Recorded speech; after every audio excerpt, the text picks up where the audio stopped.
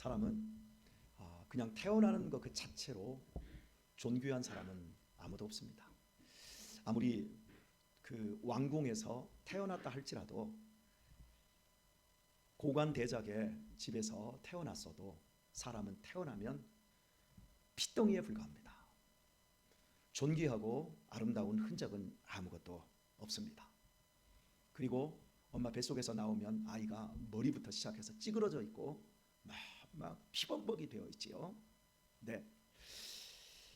사람이 존귀해지기 위해서는 좋은 부모님 밑에서 뜨거운 사랑, 배려와 그리고 헌신과 여러 좋은 것들을 이렇게 받으면서 드디어 존귀한 사람이 되어집니다. 사람에게 꼭 필요한 건 사랑입니다. 굉장히 잘생기고 여자로서는 굉장히 아름답게 생겼을지라도 사랑을 받지 못한 여자는 악마가 됩니다. 남자도 잘생겼어도 사랑을 받지 못하면 멸망에 처하는 짐승짓밖에 할 것이 없습니다. 사람이 하는 것을 보면 그 사람이 어린 시절에 얼마나 많은 사랑을 받았는가, 이런 것들을 통해서 그 사람의 됨됨이가 드러나게 됩니다. 우리가 하나님을 믿게 되어지면 우리 마음에 엄청난 하나님의 사랑이 부어집니다. 우리는 뭔가 필요해서 가난과 또 내 인생의 어떤 취직이라든지 여러 문제 가지고 막 기도하는데 세월 속에서 돌아보면 이상하게 하나님께서 엄청난 사랑을 부어 주셔서 우리 마음이 바뀌어지는데 내가 존귀한 사람이구나, 나는 나를 너무나도 자학하며 살았구나, 이런 것들을 깨닫게 되어져요.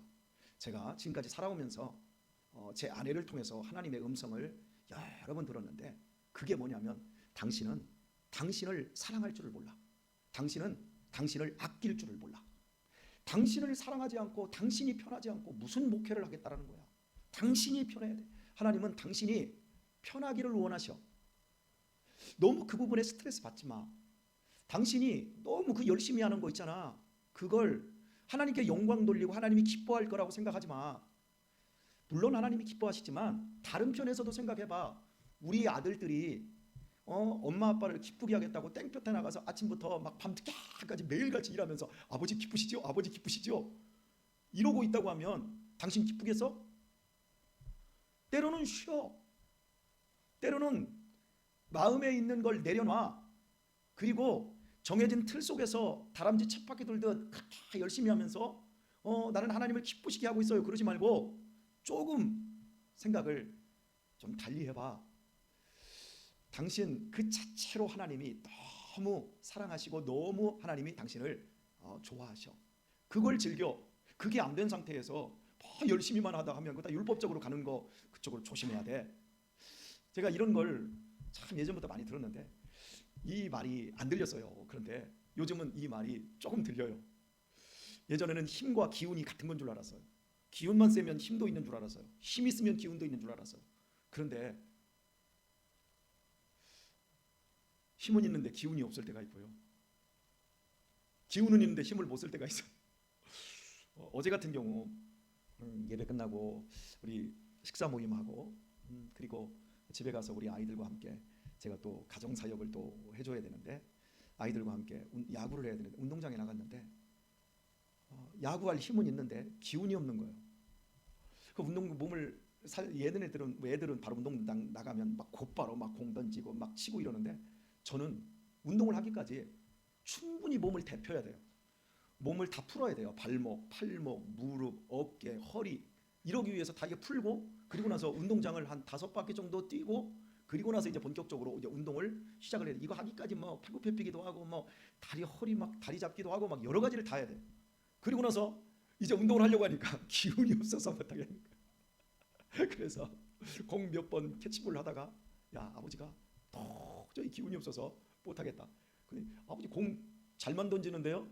이건 던지는 건 힘인데 서서히 있지를 못하겠어요. 그래가지고 그냥 오늘은 못하겠다 하고 너희들끼리 해가지고 축구하게 하고 좀 운동장가에 앉아 있다가 나중에 이제 이렇게 불었습니다. 예. 이게 이제 자꾸 구별이 되어가는 것 같아요. 하나님께서 우리를 이 땅으로 보내셨을 때 정말 우리를 존귀하게 만드시고자 보내셨고, 우리를 부르셨을 때 당신의 대속의 은혜로 우리를 하나님의 자녀, 친백성으로 부르셨어요. 그리고 우리에게 이 세상을 살아갈 때 행복한 삶을 살 수 있도록 우리에게 말씀하고 계시는데, 우리는 우리 자신을 굉장히 자학하며 사는 경우들이 있습니다. 내가 내 자신을 너무 학대하며 살았구나.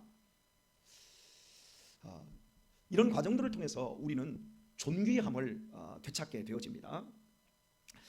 그러나 우리가 지금 보고 있는 이사야 49장에서 이 세상을 고칠 전문가 그리스도 예수님은 어떻게 이 세상의 전문가로서의 사람 고치는 사역을 할 수 있었는가? 그것은 어린 시절부터 좋은 부모 밑에서 배우고 익히고 오랫동안 훈련해서 전문가가 되었다라고 말하지 않고, 하나님께서 그냥 엄마 뱃속에서부터 나오면서부터 하나님이 다 훈련시키셨어요.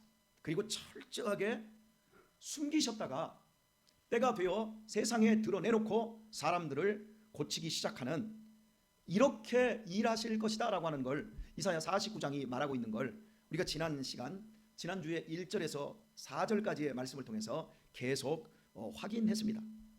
자, 오늘은 약간 다른 표현으로 말씀을 드립니다.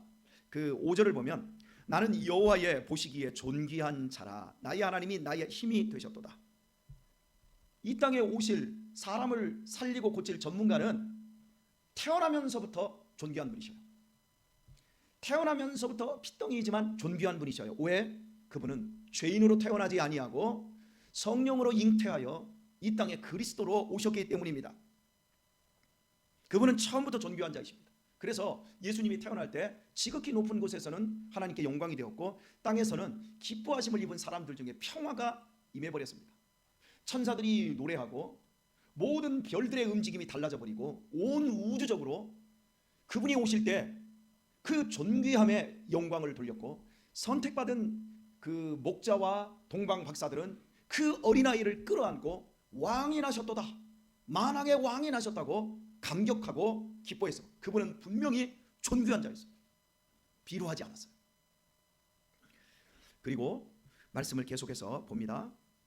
나의 하나님이 나의 힘이 되셨도다. 다시 야곱을 자기에게로 돌아오게 하시며 이스라엘을 자기에게로 모이게 하시려고 나를 태에서 나옴으로부터 자기 종을 삼으신 여호와께서 말씀하시니라 말합니다. 그 존귀함, 하나님의 사람, 하나님의 종 그리스도께서 하실 위대한 일은 사람들을 하나님께로 돌아오게 하는 겁니다. 그냥 불러서 데려가는 이런 정도가 아니라, 사람들은 엄청난 장애가 있어요. 하나님을 알지만 하나님께로 갈 수가 없어요. 천국에 대한 개념을 갖고 있지만 천국을 볼 수가 없어요. 왜냐하면 사람들은 모두 죄 가운데 갇혀 있기 때문입니다. 그래서 에베소서에서는 하나님과 우리 사이에 엄청난 담이 존재하고 있다라고 이야기를 하는데, 이 담을 허물기 전에는 사람들이 하나님 앞에 가고 싶어도, 하나님 앞에 나아가고 싶어도 갈 수도 없고 나올 수도 없는 이 지경이 되어 있습니다. 그런데 하나님께서 보내주시는 존귀한 자, 그 존귀한 자가 하나님과 인간 사이에 있는 이 담을 헐어버리시겠다는 거예요.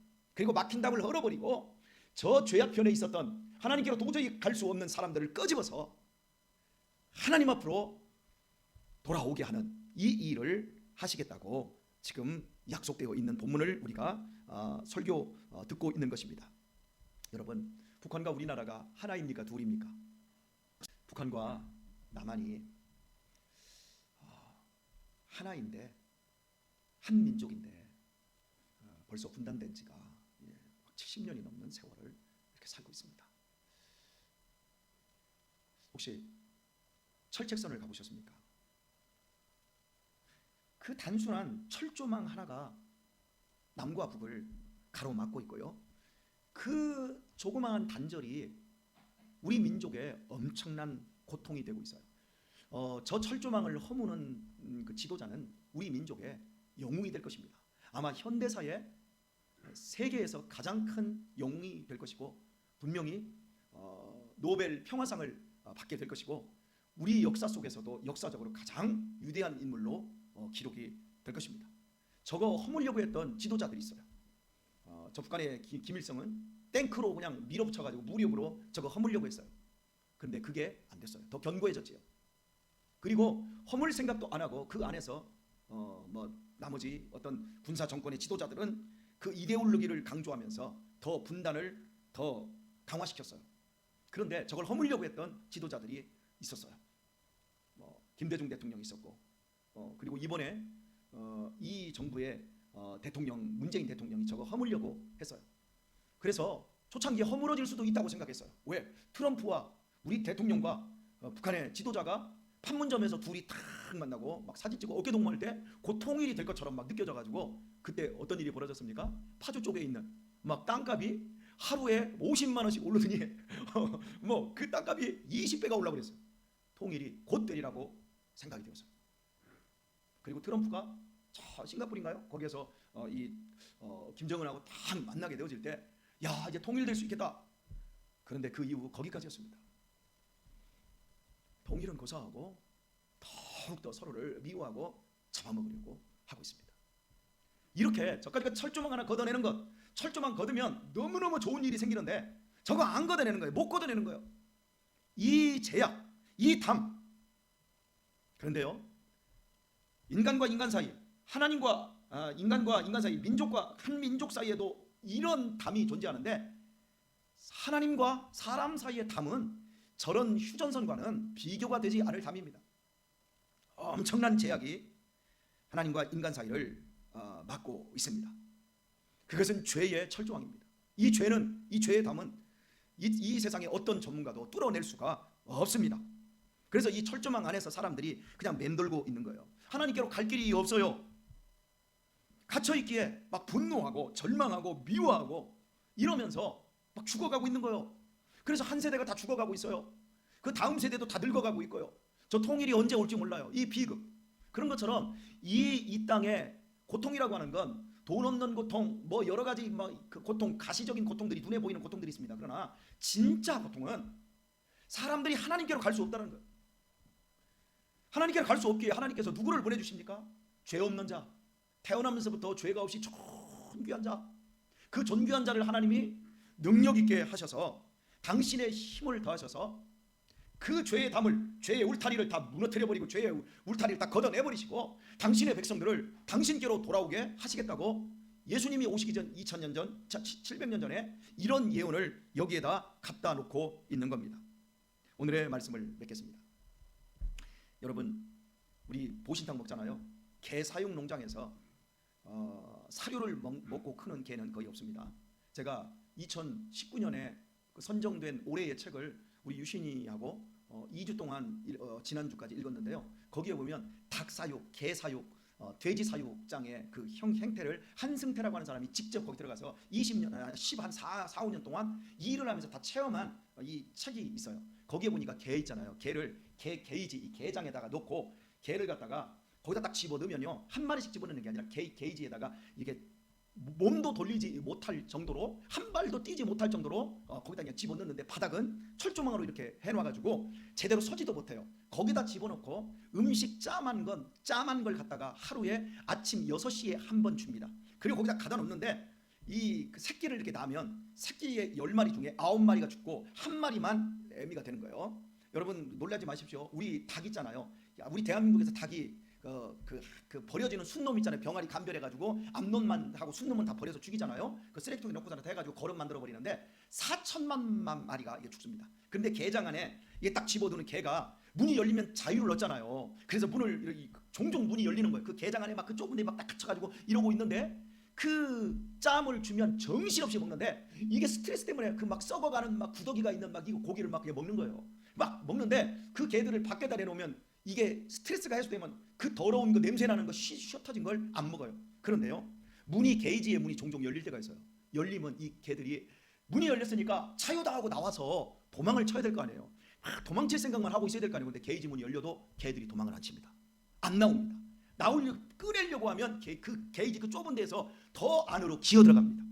오늘의 말씀을 맺는다고 해놓고 제가 이 얘기를 했어요. 예수님이 이 땅에 오셔서 우리를 죄의 사슬에서 다 꺼집어내버렸어요. 믿는 자는 모두 나올 수 있어요. 해방되었어요. 자유를 얻었어요. 그런데 더 깊이 들어가요. 안 나와. 오늘 새벽에 기도하십시다. 우리 주변에 충분히 복음을 알고 있고 들었는데도 불구하고 그 속으로 더 기어 들어가는 인생들이 있어요. 그 습성. 왜요? 그 사람들의 잘못이 아니에요. 그 오랜 세월 동안 그 죄의 감옥에 갇혀 있었던 그게 익숙한 거예요. 그 익숙함에서 나오지를 못하는 거, 나오면 죽을 것 같은 거. 그런 사람들이 있다는 걸 기억하시고, 그것이 그 사람들이 우리 주변에 우리의 사랑하는 사람들이라는 걸 기억하시고, 오늘 이 새벽에 하나님 그들에게 자유를 부어주소서. 주님의 그 피값으로 사실 그 은혜로운 보혈로 대속하시고 그들이 얼마나 존귀한 자인지를 알게 해주옵소서. 그냥 이 땅에서 흙이나 파다가 죽어 없어질 버러지 같은 그 인생들이 아니라 하나님의 자녀로 멋지게 인생을 살다가 천국으로 이사할 하나님의 백성들 자녀들이라는 사실을 알 수 있도록 하나님 은혜를 부어 주옵소서. 오늘 이 새벽에 이렇게 기도하시고 그 응답받는 복된 새벽 되시기를 예수님의 이름으로 축원합니다.